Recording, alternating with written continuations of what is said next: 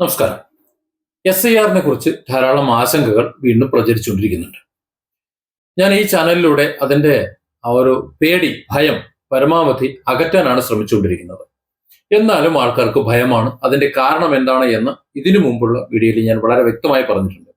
ആ വീഡിയോ കാണാത്തവരുടെ ഇവിടെ ഞാൻ ലിങ്ക് കൊടുത്തിട്ടുണ്ട്. ഉറപ്പായും ആ വീഡിയോ കാണണം. നിങ്ങളുടെ അഭിപ്രായം എഴുതുകയും വേണം. ഈ വീഡിയോയിൽ ഞാൻ നിങ്ങളോട് പറയുന്നത്, നമ്മുടെ വീട്ടിൽ ആരെങ്കിലും, നമ്മുടെ മാതാപിതാക്കൾ ആരെങ്കിലും ഒക്കെ 2002 രജിസ്റ്റർ ഉൾപ്പെട്ടിട്ടില്ല. അങ്ങനെ വരുമ്പോൾ നമ്മൾ എന്ത് ചെയ്യും? BLO നമ്മളെ സഹായിക്കുന്നുമില്ല, അല്ലെങ്കിൽ നമുക്കറിയില്ല, ഒരു ആശങ്കയാണ്. നമ്മളൊക്കെ വോട്ടില്ലാതായി പോവോ, രണ്ടാം കിട പൗരന്മാരായി പോവും? അങ്ങനെ ഒരു പേടി പേടിക്കേണ്ടതില്ല. നമ്മൾ ഇവിടെ ജനിച്ച് ഇവിടെ വളർന്ന് ഇവിടെ രേഖകളുമായി ജീവിക്കുന്നവരാണ്. നമുക്കറിയാം, നമ്മൾ ജനന സർട്ടിഫിക്കറ്റ് നമുക്ക് എല്ലാവർക്കും ഉണ്ടാവും. പിന്നെ അതിന് പുറമെ അവർ സ്കൂൾ രജിസ്റ്റർ ഉണ്ടാവും. പിന്നെ ആധാർ കാർഡ്, പാസ്പോർട്ട്, അങ്ങനെ വിവിധ രേഖകൾ ഉണ്ടാവും. ധാരാളം രേഖകൾ ഉണ്ടാവും. ഇത്രയധികം രേഖകൾ കയ്യിൽ വെച്ചുകൊണ്ട് നമ്മളെ രണ്ടാം കിട പൗരന്മാരാക്കും എന്ന് ചിന്തിക്കുന്നത് മണ്ടത്തരമാണ്. മാത്രമല്ല, നമ്മൾ ആപ്ലിക്കേഷൻ ഫോമുകൾ പരിശോധിച്ച ഏത് ഫോമാണ്, ഫോം 6 പ്രകാരം വോട്ടേഴ്സ് ലിസ്റ്റിൽ പേര് ചേരാൻ വേണ്ടിയുള്ള ആ ഫോം നമ്മൾ പരിശോധിച്ചാൽ അതിൽ യാതൊരു ദുരൂഹതയും കണ്ടെത്താൻ പറ്റില്ല. അതിൽ ധാരാളം ഡോക്യുമെന്റുകൾ ചോദിക്കുന്നുണ്ട്. ആ ഡോക്യുമെന്റുകളൊക്കെ നമ്മുടെ കയ്യിലുള്ളതാണ്. ആ ഡോക്യുമെന്റുകൾ അതിനകത്ത് അപ്ലോഡ് ചെയ്ത് കൊടുത്താൽ പിന്നെ വെരിഫിക്കേഷൻ സമയത്ത് അതിന്റെ ഒറിജിനൽ നമ്മൾ കാണിച്ചു കൊടുത്താൽ മതിയാവും. അത് കണ്ട് ബോധ്യപ്പെട്ടാൽ മതി. ഇപ്പോൾ SSLC ബുക്കിന്റെ ഒരു കോപ്പിയാണ് നമ്മൾ അതിനകത്ത് ആഡ് ചെയ്യുന്നുണ്ടെങ്കിൽ അതേ കോപ്പി നമ്മൾ കാണിച്ചു കൊടുക്കുക. ആധാർ ആഡ് ചെയ്തിട്ടുണ്ടെങ്കിൽ അതേ ആധാർ നമ്മൾ കാണിച്ചു കൊടുക്കുക. അല്ലാതെ ഫോം 6 പറഞ്ഞിട്ടില്ലാത്തതിന് പുറത്ത് മറ്റേതെങ്കിലും രേഖകൾ ആവശ്യപ്പെട്ടുകൊണ്ട് നമ്മുടെ പൗരത്വത്തിൽ നിന്ന് പുറത്താക്കാൻ ശ്രമിക്കുകയാണെങ്കിൽ ഇന്ത്യയിലെ കോടതികൾ പിന്നെ എന്തിനാണ് എന്ന് നിങ്ങൾ ആലോചിക്കണം. നിങ്ങളോ ഞാനോ ഒരാൾ മാത്രമായിരിക്കില്ല, ഒരുപാട് പേരുണ്ടാവും. ആ ഒരുപാട് പേർ, രേഖകൾ ഇല്ലാത്തവരുടെ കാര്യമല്ല ഞാൻ പറയുന്നത്, രേഖകളുള്ള ഞാനും നിങ്ങളും അടക്കമുള്ളവരുടെ കാര്യമാണ്. എൻ്റെ വീട്ടില് എന്നെ സംബന്ധിച്ചിടത്തോളം പുതുതായി വോട്ട് ചേർക്കേണ്ട ഒരവസ്ഥയാണ്. നിലവിൽ രജിസ്റ്ററിൽ തപ്പി നോക്കിക്കഴിഞ്ഞാൽ എൻ്റെ വോട്ടർ ID നമ്പർ അതിനകത്ത് കാണുന്നില്ല. കാരണം അസാധുവായി എന്ന് പറഞ്ഞു കഴിഞ്ഞല്ലോ, അതുകൊണ്ടാണ് കാണാത്തത്. എന്നാൽ നമ്മൾ 2002 മുമ്പും 2002 ശേഷമൊക്കെ നമ്മൾ വോട്ടും ചെയ്തിട്ടുണ്ട്. ഈ കഴിഞ്ഞ പാർലമെന്റ് തെരഞ്ഞെടുപ്പ് വരെ ഞാൻ വോട്ട് ചെയ്തിട്ടുണ്ട്. അപ്പൊ ആ നിലയ്ക്ക് ഞാൻ എന്ത് ചെയ്യും? എന്റെ ഈ ചോദ്യമാണ് എന്നോട് പലരും ചോദിച്ചത്. എന്റെ ചോദ്യത്തിന് ഞാൻ എന്താണ് ചെയ്യുന്നതാണ് നിങ്ങൾക്ക് കാണിച്ചു തരാൻ പോകുന്നത്. അതായത്, ഇവിടെ വോട്ടേഴ്സ് ലിസ്റ്റിൽ പേര് ചേർക്കാൻ എന്താണ് ചെയ്യേണ്ടത്? 2002 നമ്മളെ ബന്ധപ്പെട്ട ആൾക്കാർ നമ്മളെ സംബന്ധിച്ചിടത്തോളം ഇല്ല, അവർ 2002 ലിസ്റ്റിൽ ഇല്ല. അപ്പൊ നമുക്ക് സ്വതന്ത്രമായി പേര് ചേർക്കാൻ പറ്റണമല്ലോ. ഫോം 6 എങ്ങനെയാണ് ഞാൻ വോട്ട് ചേർത്തത് എന്ന് നിങ്ങളുടെ മുന്നിലേക്ക് സ്ക്രീൻഷോട്ട് സഹിതം അതിന്റെ സ്റ്റെപ്പ് ബൈ സ്റ്റെപ്പ് ഞാൻ നിങ്ങൾക്ക് പറഞ്ഞുതരാം. ആദ്യമായി ഈ കാണുന്ന സൈറ്റ് voters.eci.gov.in, ഈ വെബ്സൈറ്റിൽ കയറി കഴിയുമ്പോൾ ഒരല്പം താഴെയായിട്ട് ഇടതുവശത്ത് ഈ കാണുന്ന ഭാഗം നോക്ക്, ഫിൽ ഫോം 6. ഇത് ഞാൻ തിരഞ്ഞെടുക്കാൻ കാരണം, എന്റെ അന്വേഷണത്തിൽ നേരത്തെ വോട്ടർ ID കാർഡ് ഉണ്ടായിരിക്കുകയും എന്നാൽ 2002 ലിസ്റ്റിൽ ഇല്ലാതിരിക്കുകയും മറ്റാരും നമുക്ക് സപ്പോർട്ട് ചെയ്യാൻ ഇല്ലാതിരിക്കുകയും ചെയ്യുന്ന സാഹചര്യത്തിൽ നമുക്ക് നമ്മുടെ കയ്യിൽ ആ രേഖകൾ വെച്ചുകൊണ്ട് പുതുതായി വോട്ടേഴ്സ് ലിസ്റ്റിൽ പേര് രജിസ്റ്റർ ചെയ്യണം എന്ന തിരിച്ചറിവിന്റെ അടിസ്ഥാനത്തിൽ ചെയ്തതാണ്.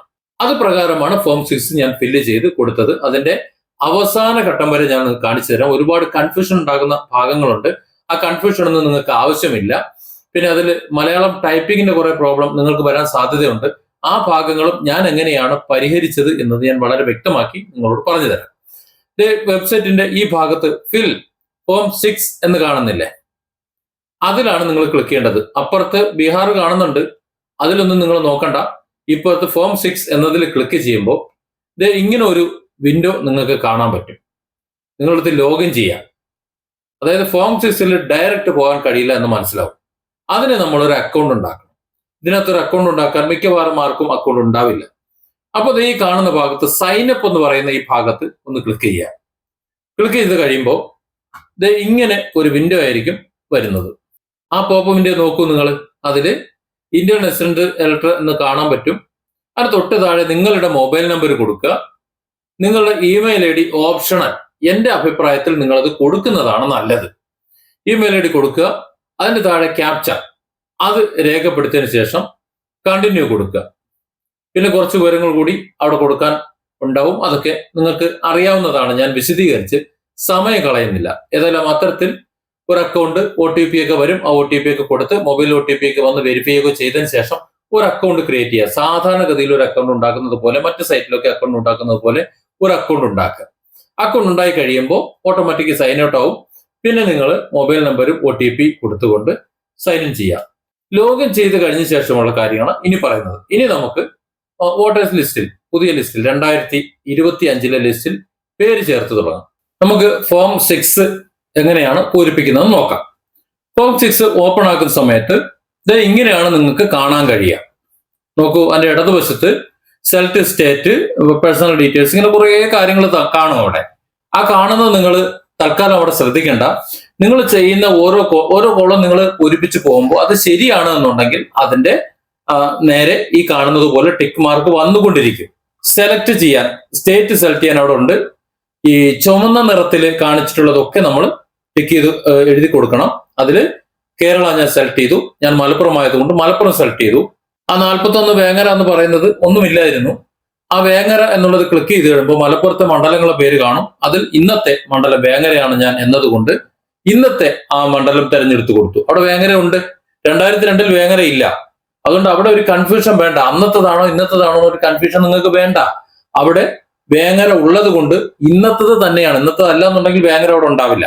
എന്റെ കാര്യത്തിൽ നിങ്ങളുടെ അവിടെയും അങ്ങനെ തന്നെ. അപ്പൊ നിങ്ങളുടെ ഇന്നത്തെ മണ്ഡലമോ 2002 മണ്ഡലമോ എന്ന് ചോദിച്ചുകൊണ്ട് അടുത്തൊരു ചോദ്യം വേണ്ട.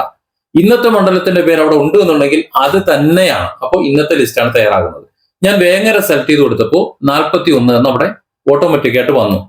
അതിന് താഴെ നോക്കൂ, അതിന് താഴെ ഒരു നമ്പർ എന്നും സെലക്ട് PC എന്ന് കാണുന്ന ഭാഗത്ത് നമുക്ക് ടൈപ്പ് ചെയ്യാൻ കഴിയില്ല. കാരണം രണ്ടിൽ ഏതെങ്കിലും ഒന്ന് മതി.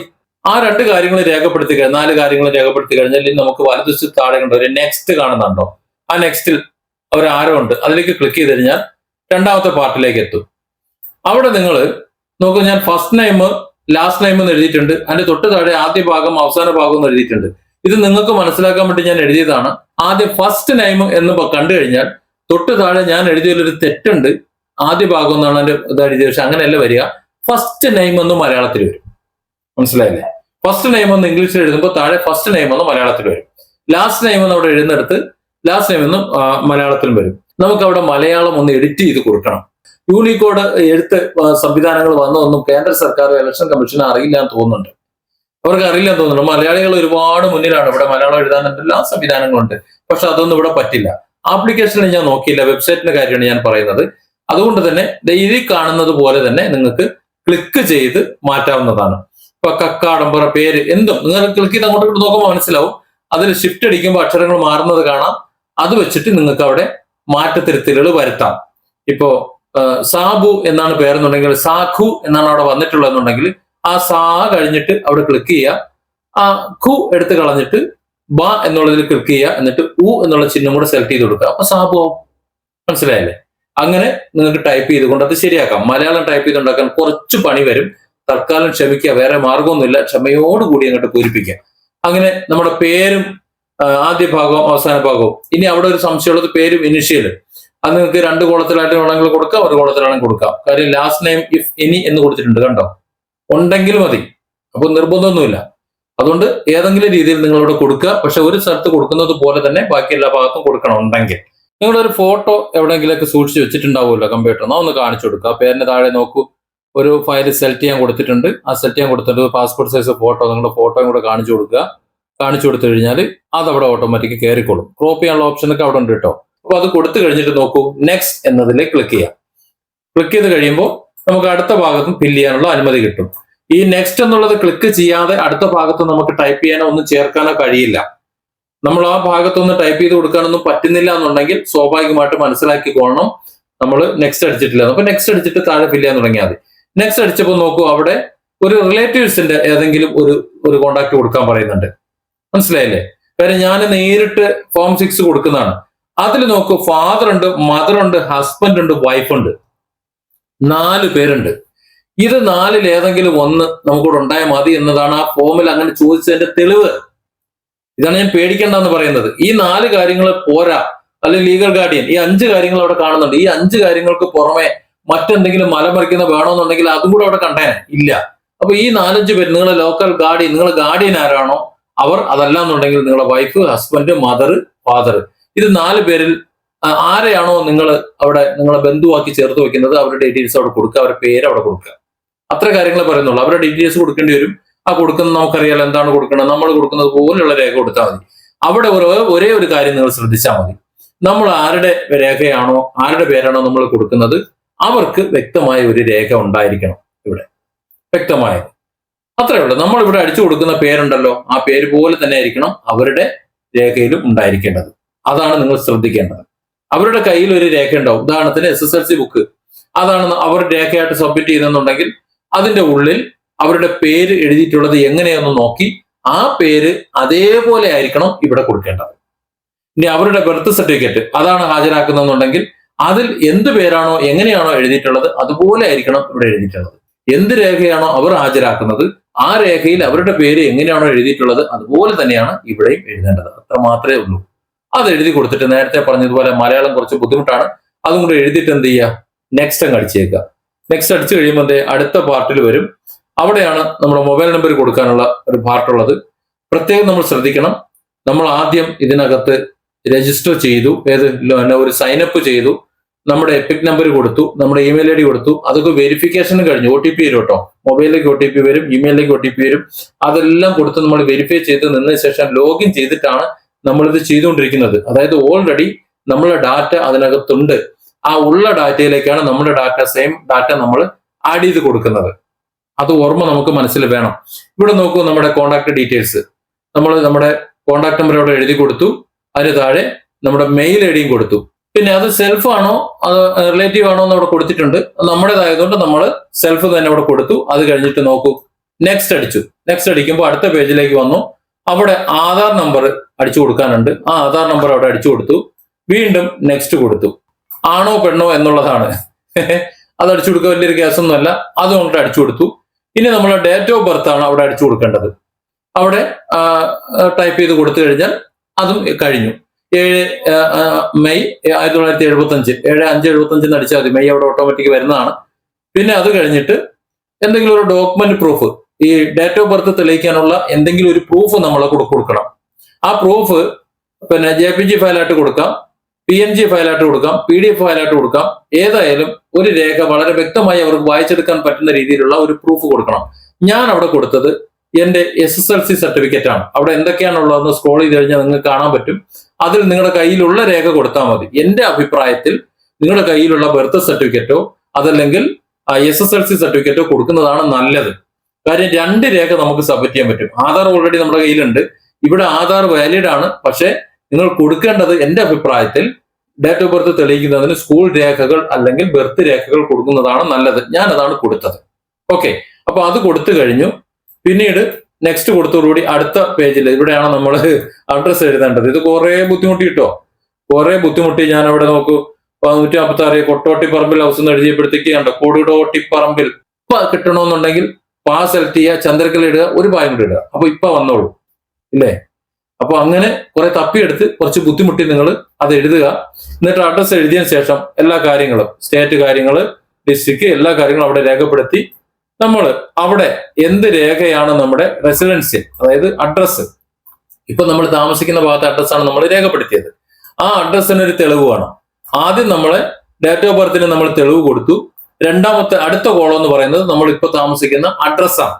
ആ അഡ്രസ്സിന് നമ്മളൊരു തെളിവ് കൊടുക്കണം. ആ അഡ്രസ്സിന് ഞാൻ അവിടെ സെലക്ട് ചെയ്തത് എന്റെ ആധാർ കാർഡാണ്. എന്റെ ആധാർ കാർഡ് അവിടെ സ്കാൻ ചെയ്ത് കൊടുത്തു. സ്കാൻ ചെയ്ത് കൊടുത്തു കഴിഞ്ഞപ്പോൾ അത് കഴിഞ്ഞു. ഇവിടെ ഞാൻ ആധാർ എങ്ങനെ കൊടുത്തു എന്നറിയാം. ആധാർ ഫ്രണ്ടും ബാക്കും ഞാൻ PDF ആക്കി വെച്ചിട്ടുണ്ട്. അത് അപ്ലോഡ് ചെയ്ത് കൊടുക്കുകയാണ് ചെയ്തത്. അതല്ലെങ്കിൽ എന്താ പറ്റുമെന്ന് വെച്ച് കഴിഞ്ഞാൽ ഒരു പാർട്ട് മാത്രമേ കൊടുക്കാൻ പറ്റുള്ളൂ. അതിന്റെ അഡ്രസ് ഭാഗം നമുക്ക് കാണിക്കാൻ കഴിയില്ല. അപ്പൊ ആധാറിന്റെ മുന്നും പിന്നും വലുതായിട്ട് സ്കാൻ ചെയ്ത് ഒരു PDF ആക്കി വെച്ചിട്ടുള്ളത് കൊണ്ട് അത് ഞാൻ അപ്ലോഡ് ചെയ്ത് കൊടുത്തു. എന്നിട്ട് അതിനകത്ത് സൈൻ ചെയ്തിട്ടുണ്ട്.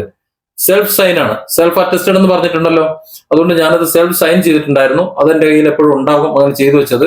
അത് ഞാൻ അപ്ലോഡ് ചെയ്ത് കൊടുക്കുകയാണ് ചെയ്തത്. അത് കൊടുത്തു കഴിഞ്ഞപ്പോൾ നോക്കൂ, നെക്സ്റ്റ് അടുത്ത കോളത്തിൽ ഇതെനിക്ക് ബാധകമല്ല, എനിക്ക് ഡിസേബിലിറ്റി മറ്റു കാര്യങ്ങളൊന്നും ഇല്ലാത്തത് കൊണ്ട് ഞാൻ നെക്സ്റ്റ് അടിച്ചു പോയി. ഇനി എന്തെങ്കിലും അത്തരത്തിൽ എന്തെങ്കിലും ഡിസേബിലിറ്റിയോ കാര്യങ്ങളോ എന്തെങ്കിലും ഉണ്ടെങ്കിൽ ആ കാര്യങ്ങൾ കൂടി അവിടെ നിങ്ങൾക്ക് രേഖപ്പെടുത്തിയിട്ട് അതിന്റെ പ്രൂഫും കൂടി അവിടെ അപ്ലോഡ് ചെയ്തിട്ട് നിങ്ങൾക്ക് നെക്സ്റ്റ് കൊടുക്കാം.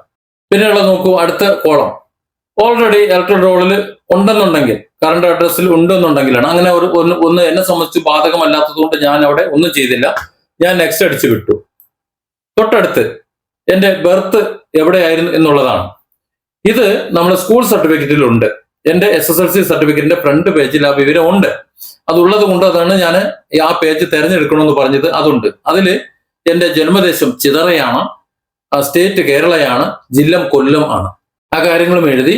പിന്നെ നമ്മൾ ഇവിടെ നിലവിൽ എത്ര കാലം മുതൽ ഇവിടെ താമസിക്കുന്നു എന്നുള്ള കാര്യം കൂടി രേഖപ്പെടുത്തിയിട്ട് ആ ഭാഗം എന്ത് ചെയ്തു, നമ്മൾ ക്ലോസ് ചെയ്തു. അതിനിടയിൽ നമ്മൾ പ്ലേസ്, ഡേറ്റ് അവിടെ കൊടുത്തു. ആ ഡേറ്റ് അവിടെ ഓട്ടോമാറ്റിക് വന്നിട്ടുണ്ടാവും. നോക്കൂ, പ്ലേസും കൂടി നമ്മൾ അത് കൊടുത്തു. ഏതാണ് നമ്മുടെ സ്ഥലം എന്ന് കൊടുത്തു കഴിഞ്ഞ ശേഷം നെക്സ്റ്റ് അടിച്ചു.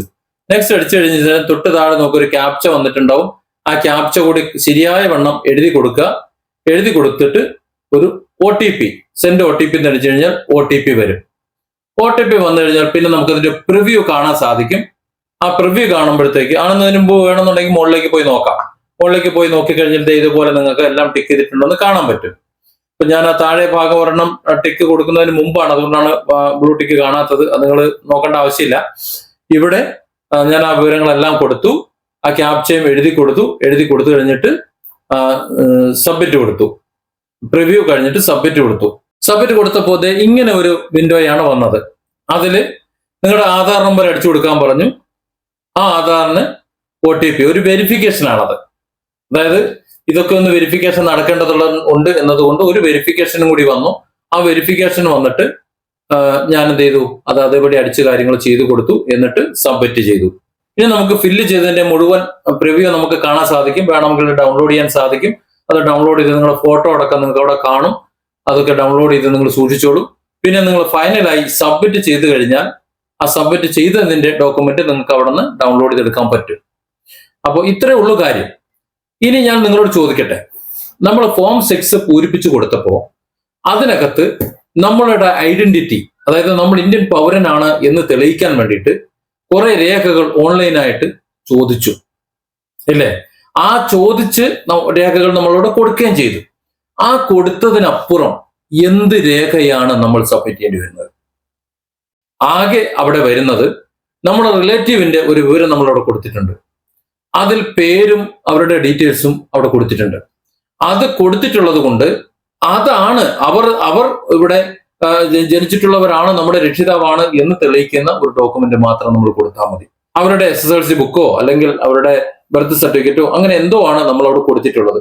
അതിന്റെ കോപ്പി നമ്മുടെ കയ്യിലുണ്ട്. ഇനി അഥവാ ഹിയറിങ്ങിന് പോകണമെന്നുണ്ടെങ്കിൽ ആ കോപ്പിയും കൂടെ നമ്മൾ കൈക്ക് പിടിച്ചിരുന്നാൽ മതി. അത് നമ്മൾ സബ്മിറ്റ് ചെയ്തിട്ടുണ്ട് ഓൾറെഡി. അതിന്റെ ഒറിജിനൽ ചിലപ്പോൾ കാണിച്ചു കൊടുക്കേണ്ടി വരും. നമ്മൾ കോപ്പിയാണല്ലോ ആഡ് ചെയ്തത്, തിരുത്താൻ പറ്റുമല്ലോ. അപ്പൊ അതിന്റെ ഒറിജിനലൂടെ കാണിച്ചു കൊടുത്തു കഴിഞ്ഞാൽ അത് ക്ലോസ് ആയി. ഇവിടെ സത്യത്തിൽ വോട്ടേഴ്സ് ലിസ്റ്റിൽ പേര് ചേർക്കുക എന്നതിലുപരി മറ്റു കാര്യങ്ങളൊന്നും ഇല്ല, ദുരുദ്ദേശങ്ങളൊന്നും ഇതുവരെ ഇല്ല. അങ്ങനെ എന്തെങ്കിലും ഉണ്ടായിരുന്നെങ്കിൽ കുരുട്ടുകൾ എന്തെങ്കിലും അതിനകത്ത് കണ്ടേനെ. അത്തരത്തിലൊന്നും തന്നെ കാണാത്തത് കൊണ്ട് ഞാനൊന്നും പ്രതീക്ഷിക്കുന്നില്ല. ഇനി അഥവാ എന്തെങ്കിലും അങ്ങനെ വന്നാൽ നിങ്ങളോടൊപ്പം ഞാനും ഉണ്ടാവും. നമുക്ക് ഒരുമിച്ച് പോവാം. Different angles. Don't forget to subscribe and support this channel.